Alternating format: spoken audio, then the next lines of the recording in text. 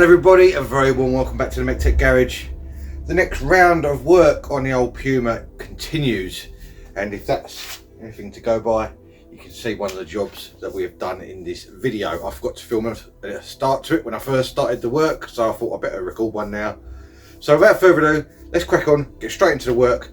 This video is going to jump around a little bit from job to job, so bear with me. It's sort of doing one thing, let it dry, going on to another thing, let it dry, and so on. So let's crack on and I'll show you what I've been up to. Rightio, next thing on the list is going to be getting some stone chip on the arch and underneath the car. So this is what we're using, Gravitex Plus, and I've actually gone for the grey this time rather than the black, just because obviously this is a yellow car and I think it'll be easier to obviously cover with yellow paint on grey rather than black. So I've done a bit of masking up, as you can see, around the arch there, around the sill, and I've taped off my line along the bottom edge of that sill, because all of this area here is going to be stone chip as well. That is how it was from factory, and obviously it'll give it the most protection it can be. It's like a raised area on the sill there, which is what that rubberized sort of sealer was all covering up when we first stripped it down. So I've gone all the way along with that up to the front and masked up the front as well, so we can go right away along the edge. We shouldn't need to mask up underneath the car because I just want to try and blend it into what's already there. I'm going to give it a quick wipe over with some brake cleaner under there. I've already wiped over the arch with some brake cleaner. I'll come back to you. We'll do the arch section sort of live, if you like, just so you can see it going on, and then I'll come along the car on a bit of time lapse and get all the rest of it covered and hopefully get it all looking absolutely marvellous. Let's crack on. Right, I've done a bit of wiping around with some brake cleaner just to get the edges clean. Now this is the gun we're going to be using. This is a U-Pole Raptor gun. It matches the canister and it screws straight onto the top of this. So basically all we've got to do is take the lid off. I've already shook it up. Got your long spouty thing that goes into the bottle, and just screw it on basically, and then all you've got to do is hook up the airline and start spraying. So this could get a little bit noisy because obviously the air compressor is going to kick in, but I'll just do this arch live and then show you what it comes out like and go from there. Got a bit of a leak on me fitting by the looks of it, but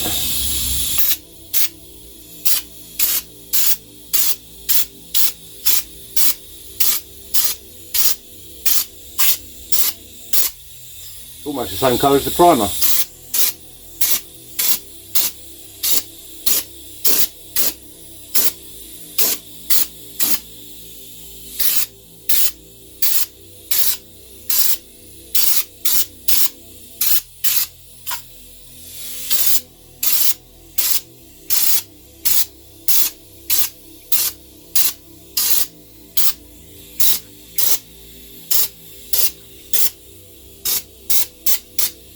Going to protect this lovely, hopefully. It's a real nice drop of stuff, this is.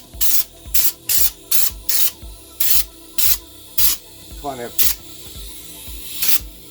gives it that factory look, you know, even though it didn't have this from factory, but don't worry about that.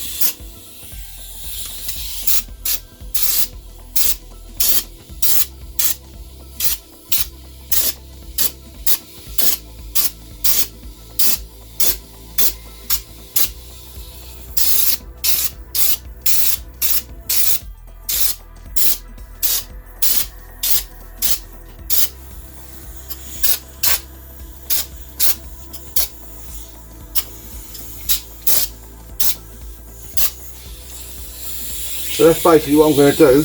Go around all the areas that I've done. Give it a nice coat of this, and everything should be absolutely marvellous. So I'm going to carry on with that, and I'll come back to you once it's all coated.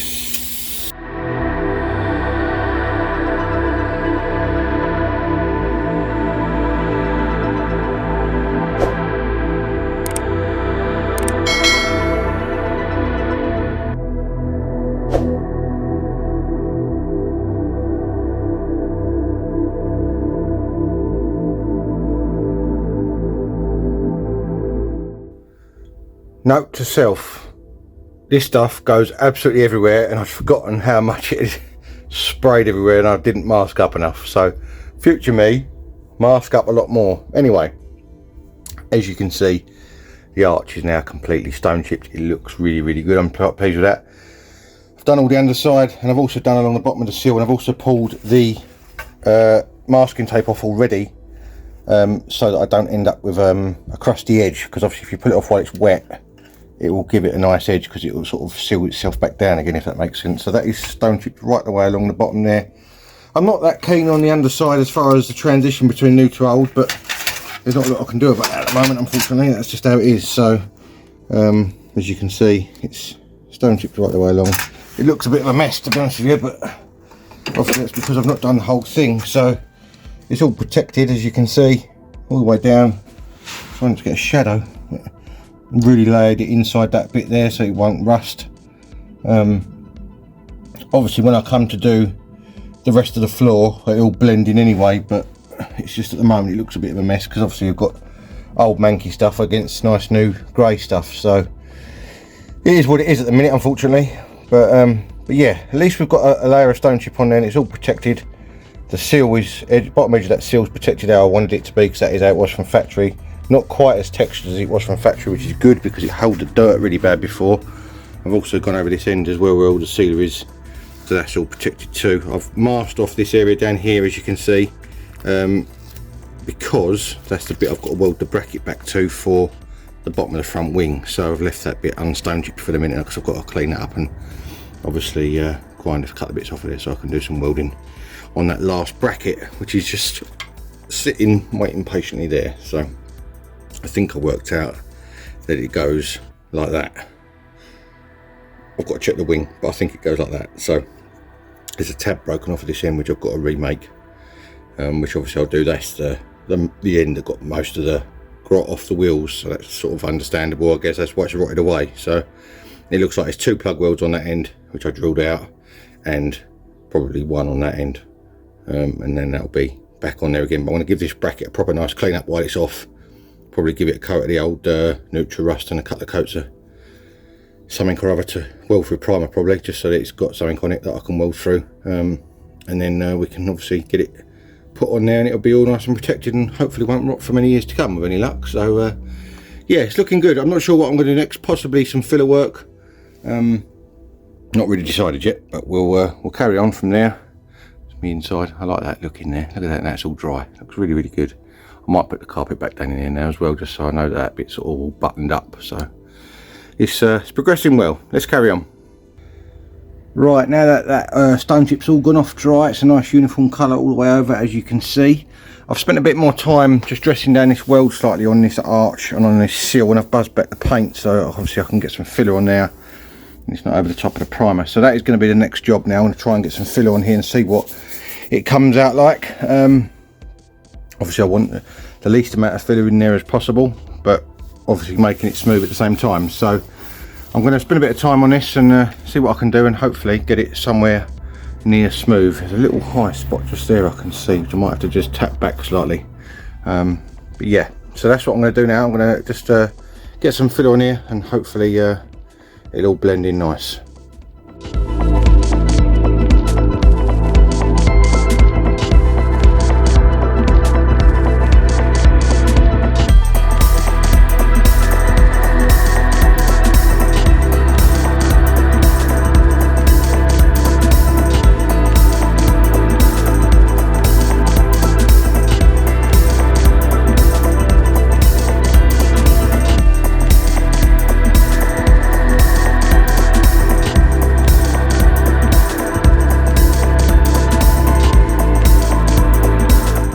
Rightio, I've done a bit of sanding off camera, as you can see. Now there isn't loads and loads of filler on this, because as you can see the edge is showing through on the arch there right the way over, so it's not mega thick.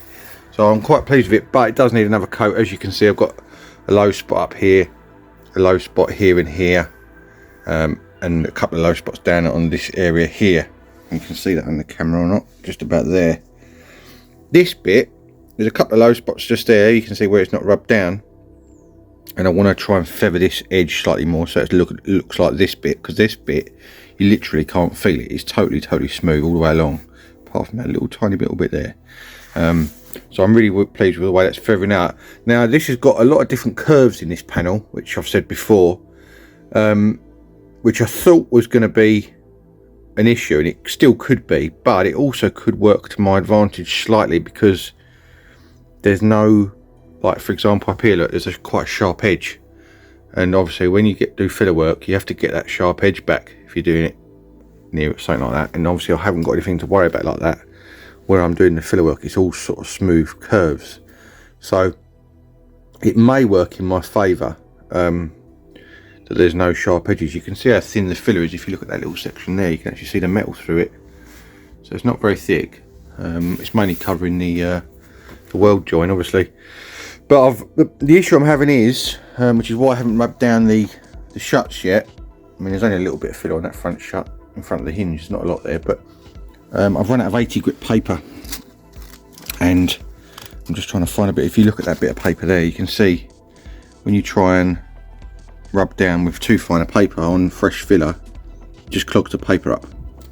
So I think I'm gonna probably put another skim on this and leave that for the minute, and then I'm gonna maybe concentrate on getting that back axle out and refurbing that, so that can then be ready to go back in again. Now I'm going to take the drums off, but I want to take them off complete, so I haven't got to undo the brakes or anything like that. Now this is not on this hose, it's quite slack, that hose, it's just sitting on the ground. So I'm hoping, I think I've got to try and do this in a bit of a weird order, because to take the drums off I really need to hang them on something to stop them hanging off the brake hose. So I think what I might need to do on this side anyway is actually paint the arch yellow and give that shock absorber a quick sort of refurb. I'm not going to go mad on it, because obviously it probably wants changing anyway at some point. That way, if I can put the shock absorber back in once the arch is painted, I can use like a bungee cord or whatever to hang the drum off of. That's the thinking. So I may have to do the arch paint first, which is a bit out of order of everything else really, but it kind of makes sense because I can get the shock absorber back in and start putting things back together. So yeah, that's what I'm thinking at the moment. So yeah, it's going to be a bit jumping around this video, because I'm going to need to jump from one job to another. So we've got obviously the initial filler on, which is really good. I'm really pleased with it. I do need to obviously as I say, smooth it out a little bit more and add some more in places, but I think it's going to smooth in quite nicely, especially this bit along here. I was quite chuffed about that, because that was my biggest worry, was that join along that quarter panel, and obviously the arch, but the quarter panel in particular, for some reason I was worried about that, but it does seem to have blended in quite nicely. So that's, I'm quite pleased with that. Now just thinking out loud here, the only other thing I could do if I take the drum off is hang it off that bracket off of a cable tie of some sort. I could do that. I just thought of that as I was on camera.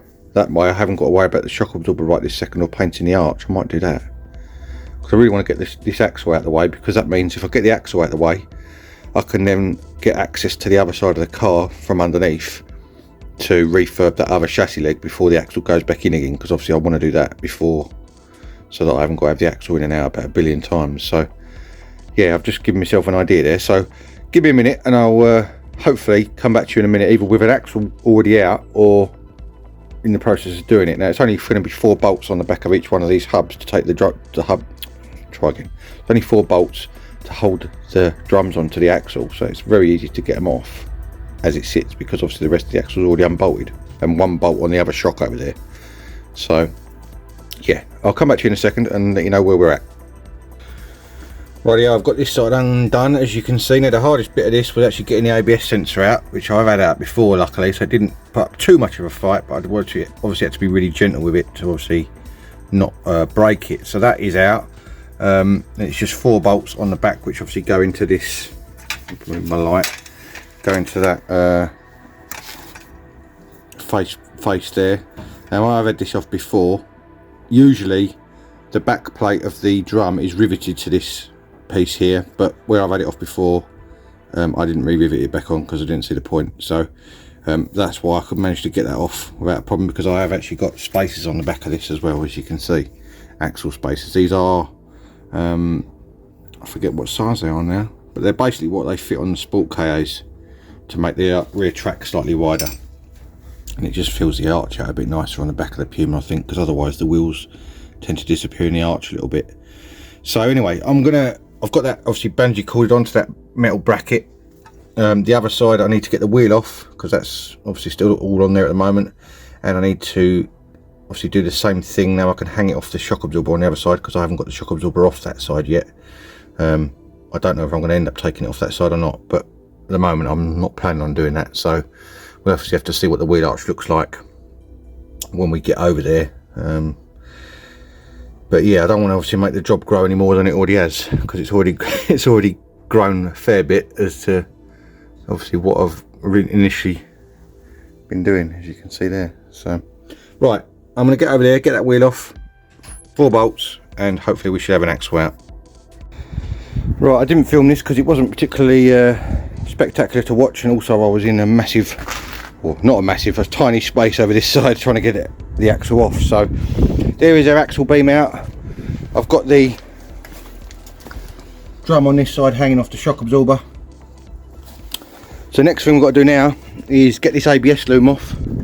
It's just held in with clips by the looks of it. They're the sensors on the end there that I was very careful getting out, so you don't want to damage them.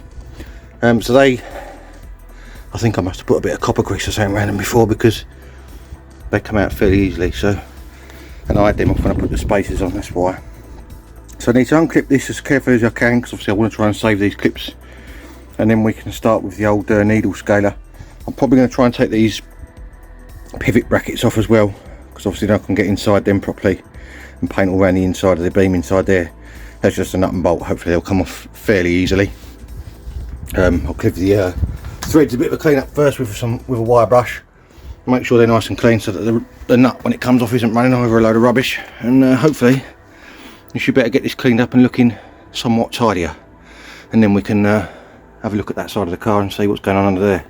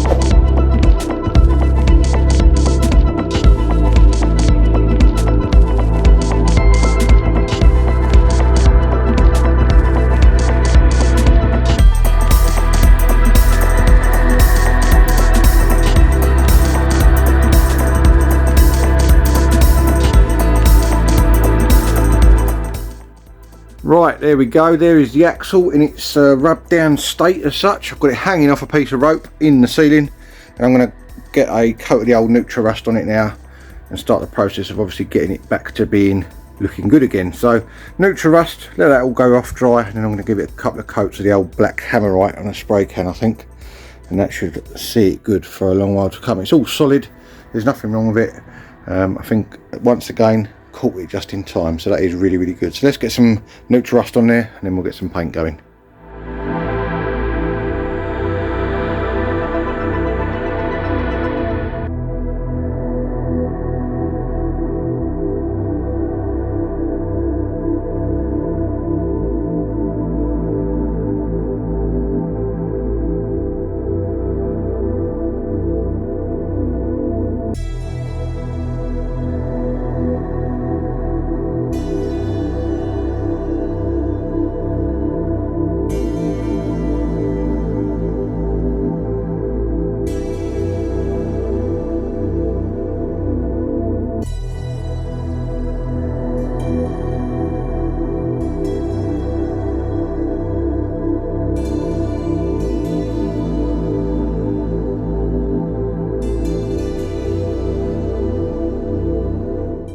Rightio, there it is with the neutral rust all dry.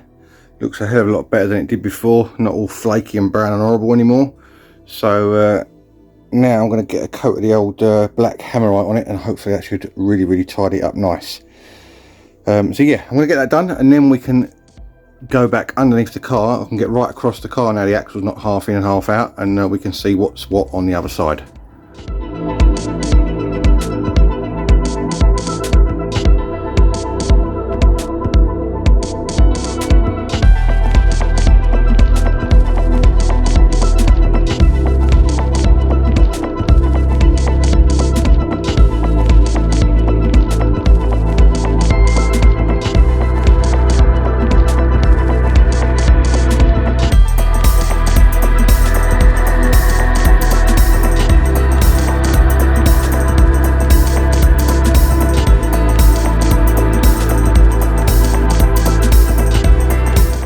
Right, firstly, I'm an idiot and I forgot to put my mask on. And I finally realised when I was about 3/4 of the way through I didn't have it on. So, wear a mask, because I should have put one on. That's the first thing, that's that out of the way. Now that's all black and looking really rather good actually. It's a nice, quite a nice finish on that. Considering what it started out like, I mean it's not going to be absolutely perfect, but it's pretty acceptable. If I go around this side it's even better, because this bit here in the middle was a lot smoother. If you can sort of see that. It's hard to see in this light, but the ends are a bit more sort of mottled as such, because obviously where they were more rusty, but that middle bit is absolutely good, really good. So I'm pretty chuffed with that. So that is all painted. I think that's probably going to be enough for it. It's had neutral rust and sort of a coat and a half of hammerite, if you like. So I think I'm probably going to leave it at that. I don't want to go too mental on it. It is going to be a daily driver after all, so it's just got to be protected and looking half decent, which it does. So let's get under the car now and see what we've got on the other side to sort out. Rightio, now we're under the car. As you can see, obviously I can get right across there now, but it's still really niggling at me that I can't do right across this boot floor. It is going to be a fairly easy thing to do if that spare wheel wasn't there. Now it's in a carrier, in a cage. But the problem I've got is, as you can probably see, the girder that the tow bar is sitting on is underneath the spare wheel carrier, which means I can't drop the spare wheel. Now obviously I wasn't planning on doing that at the time, which is why I didn't worry about it, but now I'm thinking to myself, although I said in the last video I haven't got time to do all this, I could just go up to that cross member there. Now I've got to go over a few bits here, because you can see that grey paint. I think I might have got a bit too close. That stone chip started cracking in a few places, so I do want to go over that again just so I make sure it's covered. So I'm going to have to redo that anyway. So I'm thinking of how I can move that girder back with the car up in the air. And the only thing I can think of so far is getting two really long pieces of wood, going right across both seals with a jack on each side, because obviously now I can jack up on this seal again. That'll prove if my welds are any good or not. And maybe we might be able to jack it up just enough to be able to move that back. So that is what I'm thinking at the moment. And then if I can move that back, it will still obviously be resting on the tow bar, but it will be far enough back that I can drop that spare wheel carrier down. That is the thinking. Either that, or I jack it up on the wood, and if it's secure enough I can quickly drop the spare wheel carrier out with the girder completely out of the way and then put it back in the same place again. So that's the thinking at the moment. So I'm going to have a couple of little experiments with a few bits of wood and see what I can come up with, because I just don't want to be revisiting this twice. And as I can see, there's a lot of corrosion up there. I'd rather deal with it now and just go up to that cross member, because in front of that cross member, although there's a slight little bit of surface rust in places, it's nothing like what it is over there. And you can get right to the back of the, remove the light, hang on, it's hard to see, but you can probably just about see it if I show you there. There's the back of the boot floor, so I can get right to the back of the boot floor. The only bit I can't get to is the bit where the tow bar actually bolts onto. So it's only with those two small sections, which obviously I can do after, once the car's back on its axle again. So yeah, that's what I'm thinking at the moment. So it's I'm kind of shooting myself in the foot doing it as far as more work, but I don't want to leave it, you know. So I'm going to have a little look and see what I can do. Right, this is what I've come up with. I've got two massive long lengths of wood, two jacks, and a hope and a prayer. So let's I'm going to get you in a position where you can see and not get in my way, no offence. So I'm basically going to pump up the jack, pump up the volume until we're just touching the seal. I want to get these bits of wood a bit more level because they're not quite level at the moment. Have you ever seen that sketch or that song online? It starts, time to do some sketchy doo-dah, doo-dah. I've missed out a word there because it's swearing, just in case there's any kids watching. Hope I get away with it, oh the doo-dah day. Let's see if this works. Whenever anyone says, why have you got so many trolley jacks? This is the reason. Because I do stupid things like this. Right, we are getting to the point where we might be able to lift this up. I ain't got to lift it up a fraction just so I can move that back slightly. Well, I'm not going to get under this completely, obviously, while I'm doing this because it could go horribly wrong. Right, actually, we're off the tow bar just like that. I'm not even touching this side, so it's obviously lifting on one side and the, I don't know, the fuel tank I guess, but it's spread across the whole fuel tank. So I'm gonna, you can see there now there's a gap. So let's just see if we can move that back a little bit, enough to be able to get that spare wheel carrier, and I can drop it back down again. And I'm not under the car at all.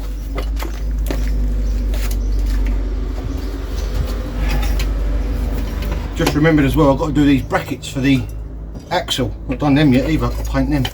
Right, let's have a little look at this. I've got so much stuff everywhere as usual. No change there then. Right. Hold the line caller.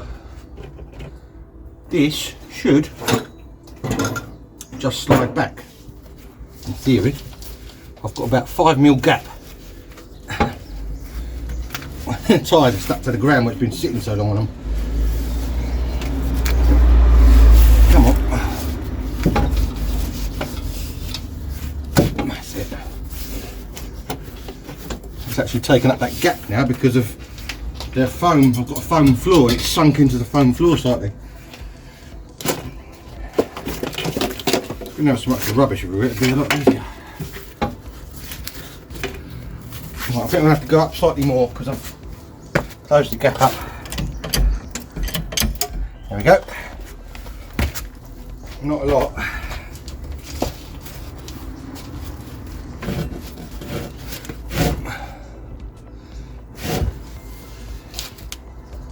Right, will that clear it?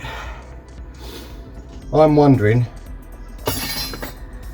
whether I should try and drop that spare wheel out now and then put it back in the position it was in, because I know it was safe in the position it was in. Let's do that. I don't think I'm going to get it out otherwise.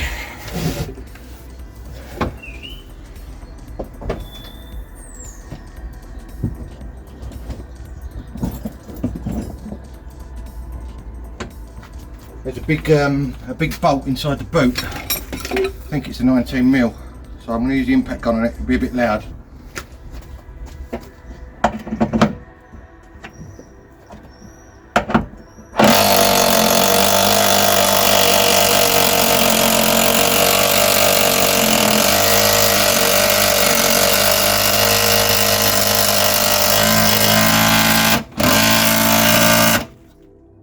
That's enough. Sounded like it went all the way down. Because I've got the tow bar on here, you have to lower that all the way down to be able to unhook it, because the tow bar gets in the way slightly. In case any of you are wondering as well, they never made a tow bar for a Puma. This is a Mark V Fiesta modified tow bar. So, right, there we go, there's our wheel.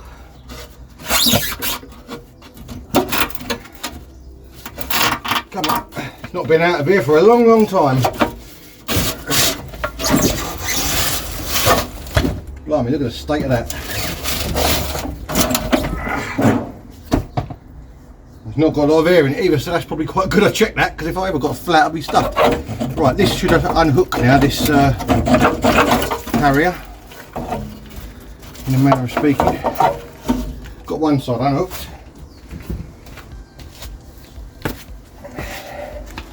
The other side you have to unhook it by sort of twisting it a little bit, because it's got like a fail-safe hook on it. If that makes sense. Kind of have to go sideways like that. There we go, it's out. Yes, lovely. That is superb. Okay, now we can get our tyres and our girder back in the position they were in. I'm still not under the car, by the way. Well, sort of not much anyway. Only under the wheel arch. Perfectly safe. Step back under into the position it was in. Roughly, and we should be all good. There we go. Drop it back down again.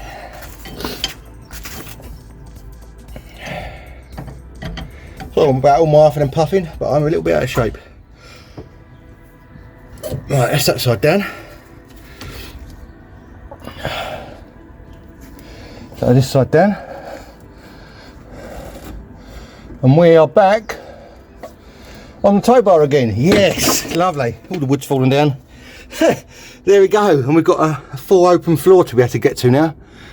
So that is really, really good. I'm chuffed about that. Now, one thing I've got to look at on the other side, as you can probably see, is the fuel pipes running along that chassis leg. So probably gonna have to undo those and loosen them off to get them out of the way, so we can obviously sort out the chassis leg above it. But, oh, wind's blowing today. As you can see by all the dust, it's just blowing in my eyeballs. Anyway, let me regroup and I'll come back to it in a minute. Now, one thing I've noticed, which I'm pretty sure it shouldn't be like that, is the bumper's melted. The whole area around there, that black area, is all melted. So I can only assume it's because my new stainless steel exhaust that I put on probably 3 years ago has got very hot. So I think I'm going to need to trim a section out of this bumper to get rid of the melted section and stop it smelling of burning plastic on anything anymore. So that's another little job we've got to do while we're under here. I'm going to have a big clear up and I'm going to come back to you once we're rocking and rolling, getting this boot floor sorted out. Right, I've spent a bit of time off camera getting off the brace that goes across here, which is like a little sort of thing that the tyre pushes up against. Now, unfortunately, the riv nut on this end has stripped out, so I'm going to have to try and sort that out. I say stripped out, it's pulled the whole thing out, so I can probably repair that, no problem.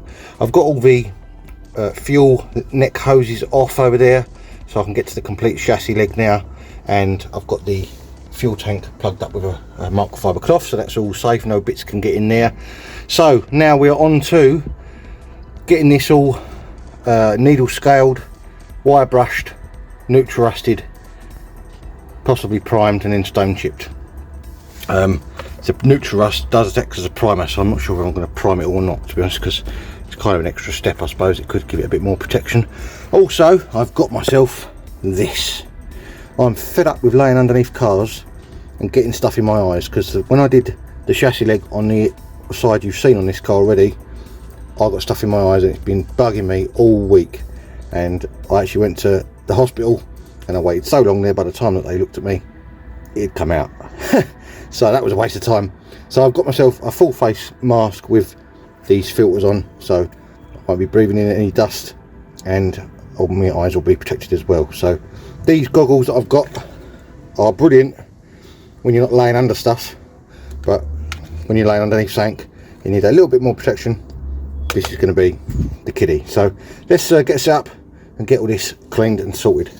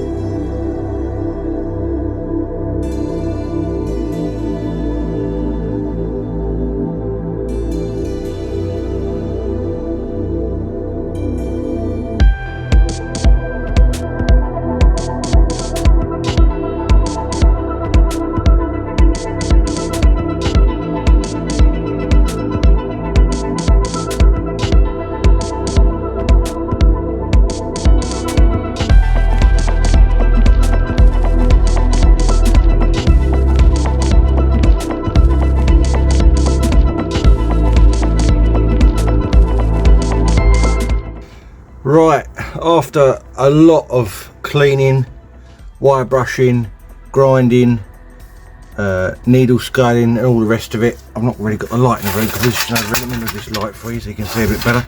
There you go. That is what we're left with. Now there's a couple of little holes at the back there, you might be able to see them.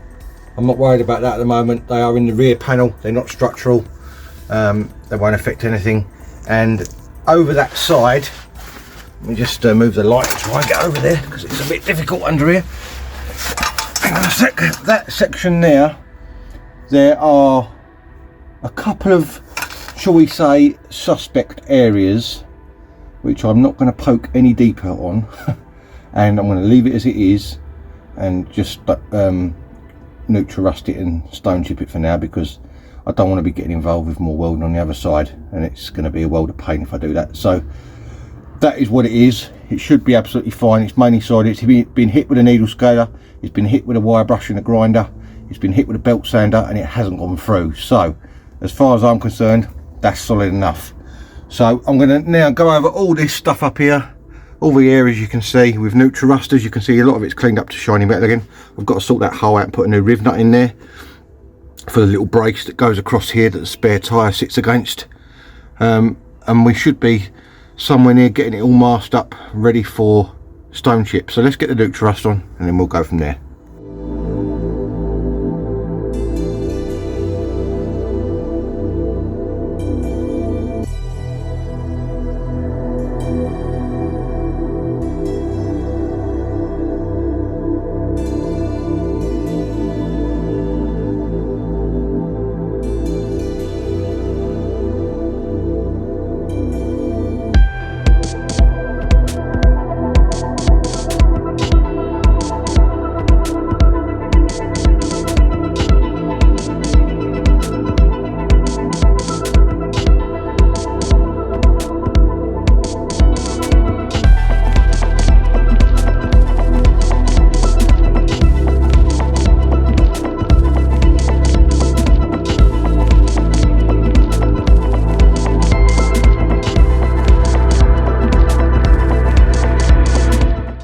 Rightio, I've spent a bit of time off camera masking up, as you can see, and I've given a light coat of grey primer over the top of that neutral rust. So it is now time to get the old gravity guard going and get it all looking really nice, hopefully. So let's get that on and I'll come back to you and show you what we got.